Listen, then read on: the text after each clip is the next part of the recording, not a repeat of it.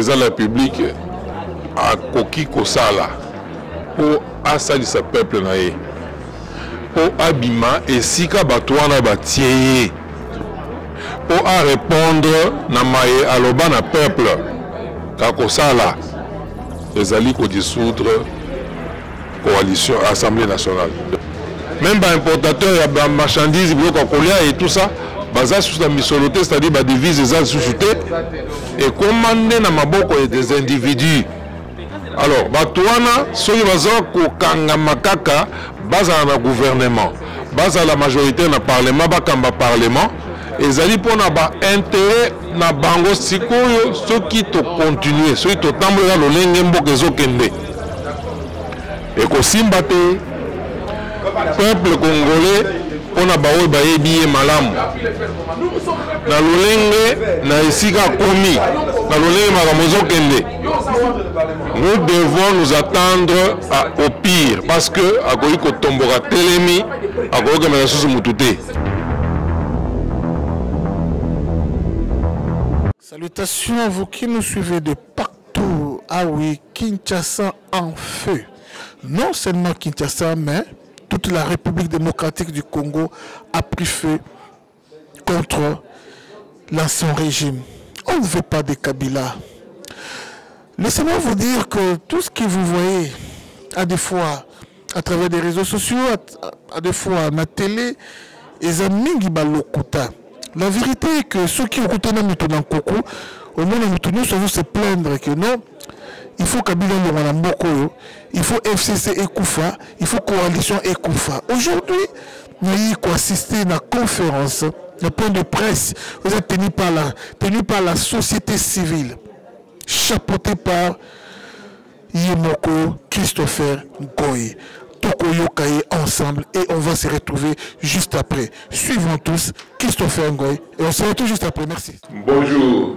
Bonjour. Mbote. Merci beaucoup. La presse fait partie de la société civile. Vous savez, non? C'est une activité que nous menons ensemble.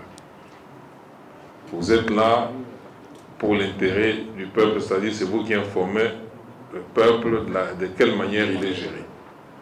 Vous lui permettez de fonder son opinion ou son appréciation sur l'évolution de la nation. Nous sommes réunis ce jour dans ce beau cadre d'Africana Palace pour un point de presse de la société civile RDC. Il s'agit d'une déclaration qui sera faite par la bouche du secrétaire permanent, M. Jean-Bosco Pouna. Mais bien avant cela, nous devons donner la précision sur le concept. Nous tous, nous vivons dans ce pays qui s'appelle République démocratique du Congo, dont la démocratie fait partie de notre identité.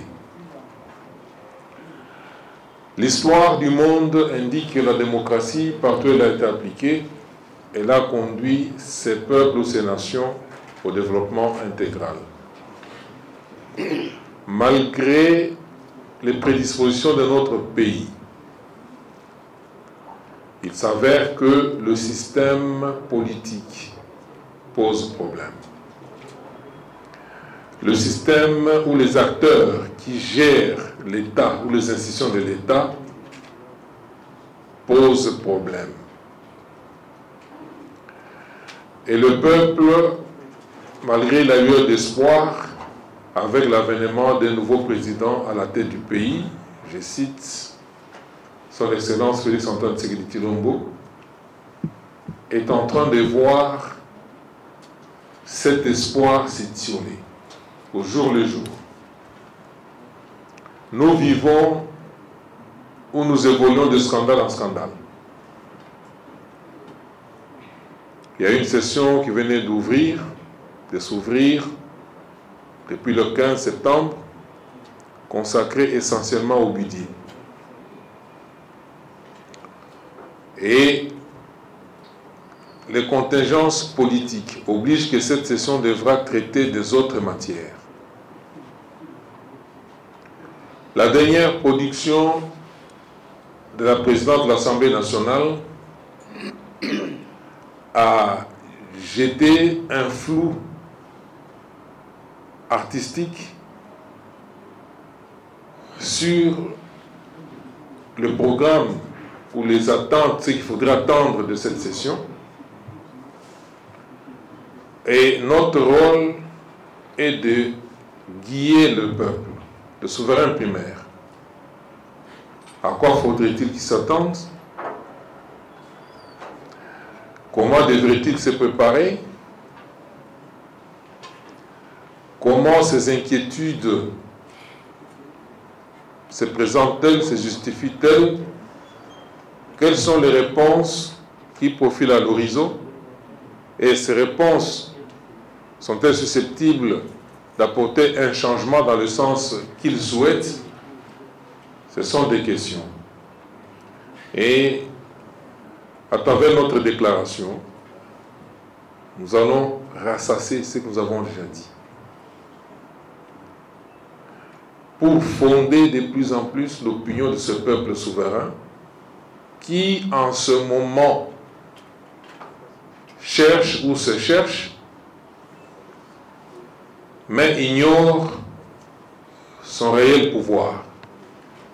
Alors que c'est lui qui peut changer les choses dans le contexte de la démocratie participative. Lorsque l'État est bloqué, l'État qui est son émanation, il lui incombe à lui-même de réformer l'État s'il le faut, de réformer le système politique s'il le faut, de reconfigurer l'espace pour les animateurs, pour les mandataires s'il le faut. Et cette prérogative lui est reconnue à l'article 5 de la Constitution. Et notre rôle est de conduire notre peuple à agir en toute responsabilité. Sur ce, je vais donner la parole au secrétaire permanent qui va prendre ma place là où je suis et il va livrer la déclaration. Déclaration de la société civile de la République démocratique du Congo à la suite des différentes sorties médiatiques de Madame la Présidente de l'Assemblée nationale. La société civile de la République démocratique du Congo, dans son rôle de garant des intérêts de la population, a observé la marche de l'Assemblée nationale au cours de 2 dernières sessions parlementaires et fait les constats ci-après. Au niveau de l'Assemblée nationale, la présidente de l'Assemblée nationale a émis des critiques en violation des principes de solidarité des institutions de la République lors des événements politiques suivants.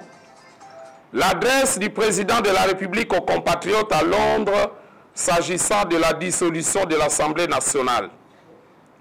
L'ordonnance du chef de l'État décrétant l'état d'urgence jugée par Madame la Présidente comme une violation de la Constitution. La guerre des positionnements au sein du bureau de l'Assemblée nationale qui aboutira à la destitution de son premier vice-président à la personne de l'honorable Jean-Marc Kabound. Les propositions de loi des députés Minakou et Sakata pour le contrôle de l'appareil judiciaire déclarées recevables par le bureau de l'Assemblée nationale à la surprise générale des dizaines de députés. L'entérinement à la va-vite par l'Assemblée nationale de la candidature de Ronsard Malonda à la présidence de la CENI. La requête de la présidente de l'Assemblée nationale pour une augmentation des émoluments des députés de l'ordre de $2000. La suggestion du député national Ngoï Kassanji pour une élection du président de la République par les députés nationaux au suffrage universel indirect. Le flou artistique entretenu sur les questions majeures, notamment celles relatives aux élections et à la CENI, qui préoccupent le peuple congolais ainsi que les partenaires internationaux. Au niveau du Sénat, la société civile de la République démocratique du Congo a constaté le refus par le sénateur d'autoriser une enquête sur les millions de dollars engloutis dans la réflexion de l'hémicycle par le président, y compris la plainte pour propos discourtois de sa part à l'endroit d'une collègue sénatrice.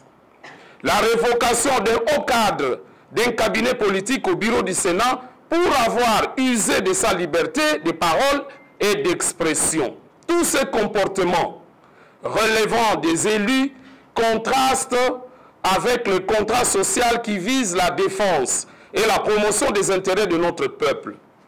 Les députés nationaux et sénateurs ne se préoccupent pas de questions relatives à la gratuité de l'enseignement, à la distribution équitable de l'eau au plus grand nombre de la population, à la gestion orthodoxe de la Caisse nationale de péréquation pour une répartition des richesses nationales à toutes les provinces, à la délinquance juvénile et au banditisme urbain récurrent, au détournement à grande échelle des deniers publics dans tous les secteurs.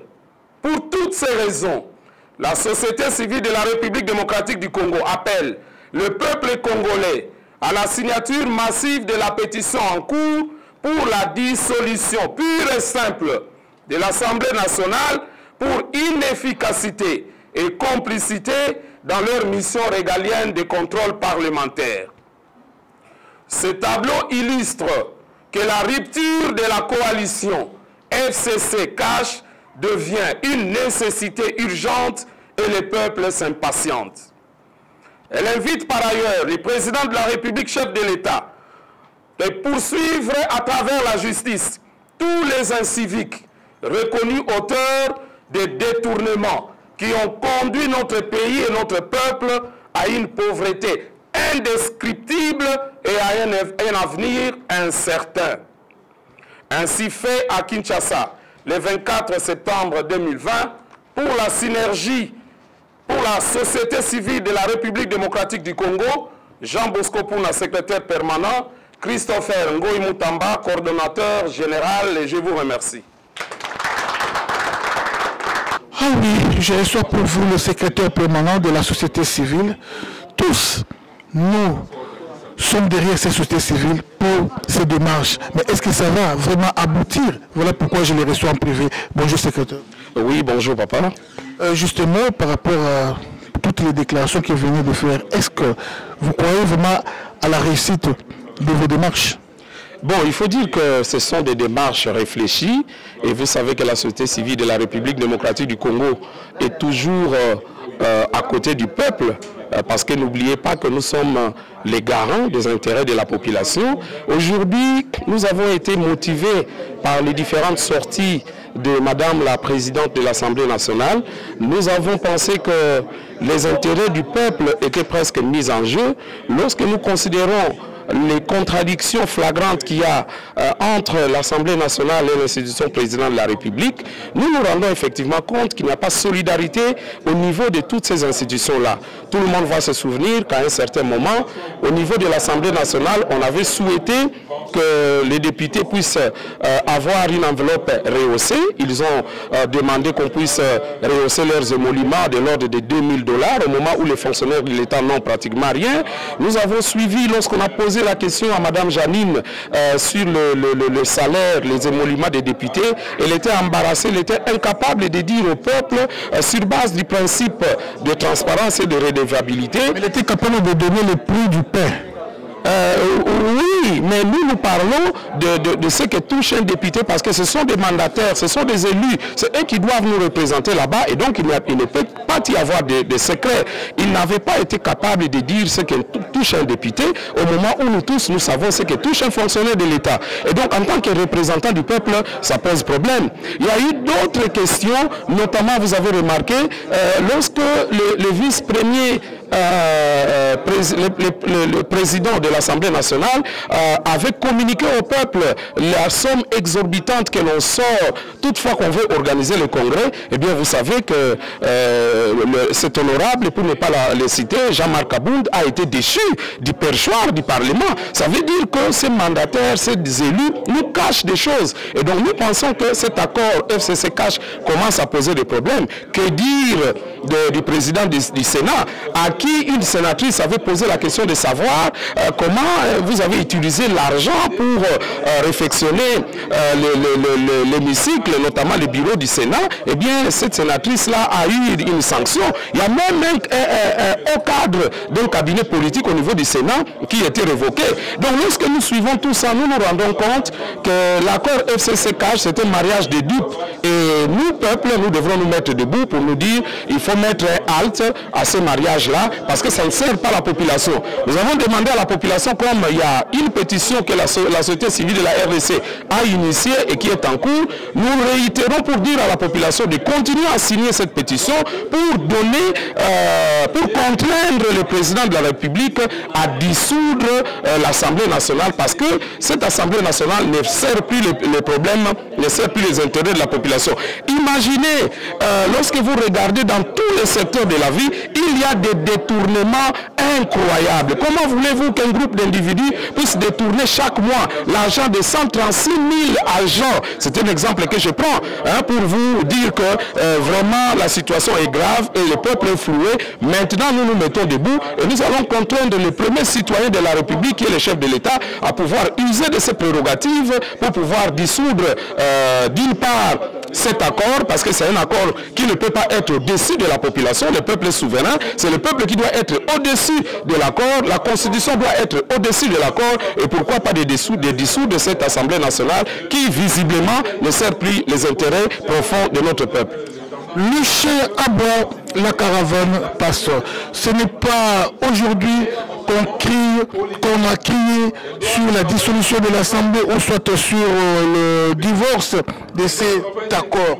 Vous ne voyez pas que vous risquerez, en fait, quels sont les garde-fous que vous prenez pour que vos désirata ou votre démarche réussisse? C'est là où le bas blesse. Crier, dénoncer, dire tout ce que vous dites, c'est bien bon.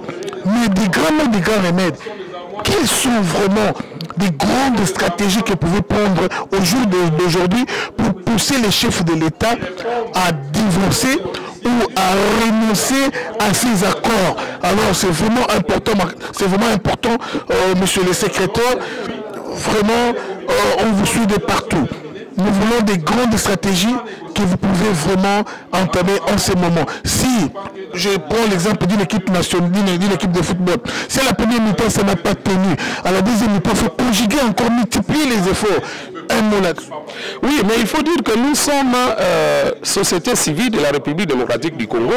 Nous galvanisons les aspirations de la population. Ce que nous faisons, c'est pour la communauté. Ce n'est pas pour nous-mêmes. Et donc, notre travail consiste, et ça c'est la première stratégie, à pouvoir conscientiser, à sensibiliser le peuple pour qu'ils comprennent que c'est lui le garant. C'est lui qui doit se mettre debout pour défendre ses intérêts. Il n'y a personne qui viendra défendre les intérêts de la population à sa place. Donc, parmi les stratégies, c'est ce que nous utilisons. Nous galvanisons la population, nous sensibilisons la population, nous conscientisons la population parce que n'oubliez pas que la société... Une population naïve comme la nôtre. Je crois que la population n'est pas naïve. Si la population est véritablement conscientisée, n'oubliez pas, camarades, la société civile de la République démocratique du Congo a fait du chemin. C'est nous qui avions réussi à démettre les bureaux de Ngoï Mulunda pour avoir organisé des élections bâclées. Et aujourd'hui, une fois de plus, nous sommes en avant-plan pour conduire une pétition.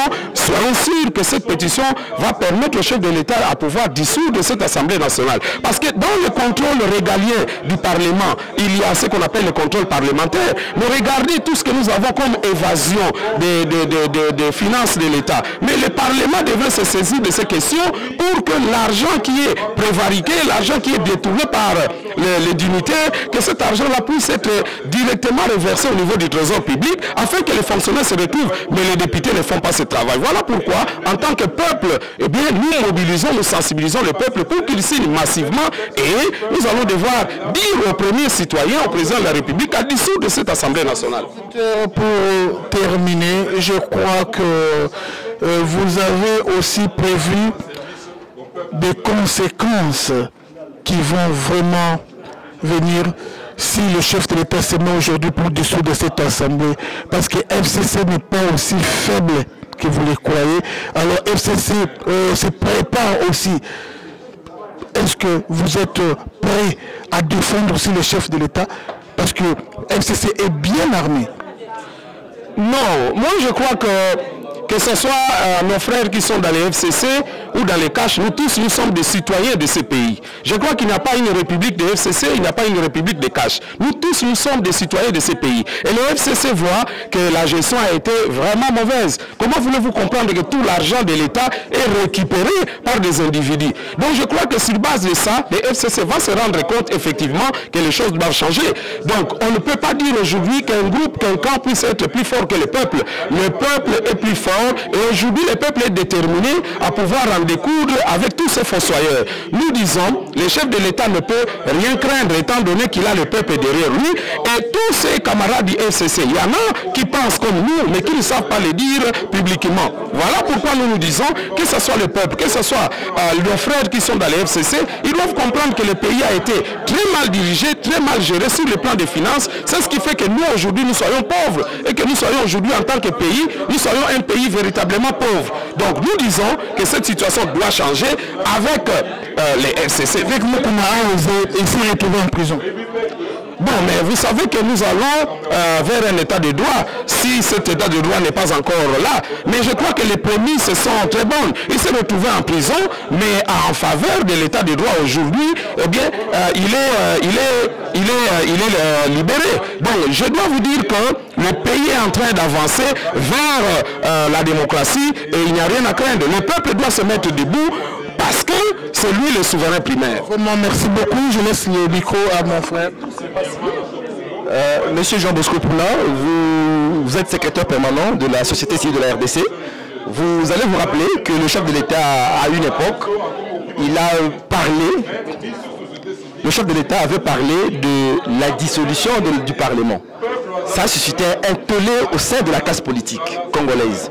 Et vous vous rappelez, il y a eu des attaques médiatiques par-ci par-là sur base des propos tenus par le chef de l'État. Aujourd'hui, vous, la société civile, vous êtes en train de collecter les pétitions pour qu'il y ait dissolution du Parlement. Est-ce que vous connaissez l'ampleur de la chose qui vous attend? Oui, mais je ne sais pas si le peuple n'est pas au-dessus de tout ce monde-là. Mais le peuple, c'est le souverain primaire. Le peuple, au regard de la Constitution, c'est lui le maître. Donc nous savons bien qu'il y avait eu un tollé à une certaine période, mais lorsque le président de la République a osé annoncer cela, c'est parce qu'il croyait, il savait que la Constitution lui donne les prérogatives de changer cette Assemblée nationale si il n'y a pas un accord, il n'y a pas une entente entre l'Assemblée nationale et l'institution président de la République pour l'intérêt de notre peuple. Donc je crois que le peuple aujourd'hui ne doit pas continuer à craindre, le peuple doit se lever. Si le président de la